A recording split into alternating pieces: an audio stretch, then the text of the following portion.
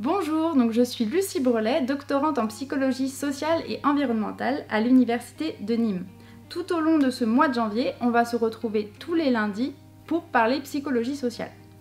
Donc chaque vidéo à venir va présenter une scène fictive de Psy-Koh-Lanta, donc très fortement inspirée de Koh-Lanta, présentée par Denis Brognard.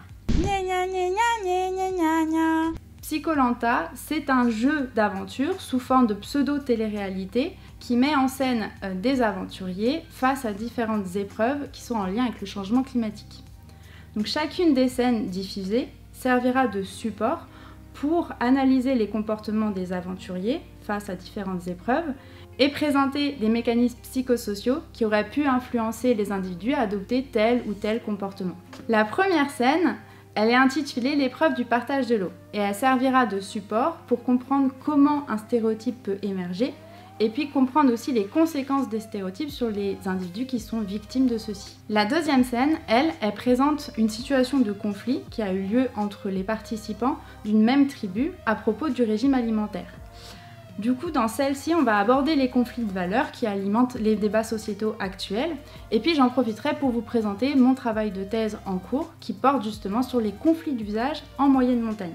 Je travaille notamment à accompagner différents groupes sociaux d'un même territoire à aller au-delà de leurs désaccords et à essayer de coopérer ensemble autour d'un but commun, celle de préserver leur massif. La troisième scène, intitulée l'épreuve d'inondation, servira de support pour comprendre et pour identifier les facteurs pouvant alimenter ou inhiber la perception d'un potentiel risque d'inondation chez les individus et comprendre aussi comment ils peuvent se mettre en action face à ce risque.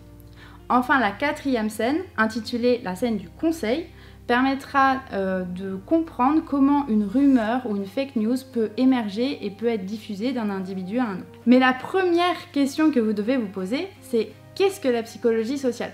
Donc la psychologie sociale, c'est une branche de la psychologie qui s'intéresse à étudier l'individu, donc à étudier ses pensées, ses émotions, mais surtout ses comportements, en prenant en compte l'interaction imaginaire ou réelle que cet individu a avec les autres individus.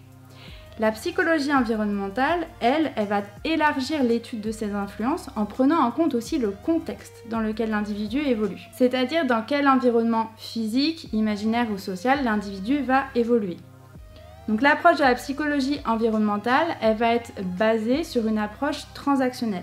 Ça veut dire quoi ? Ça veut dire que l'individu tient une place d'acteur et qu'il n'est pas seulement déterminé par l'environnement en question.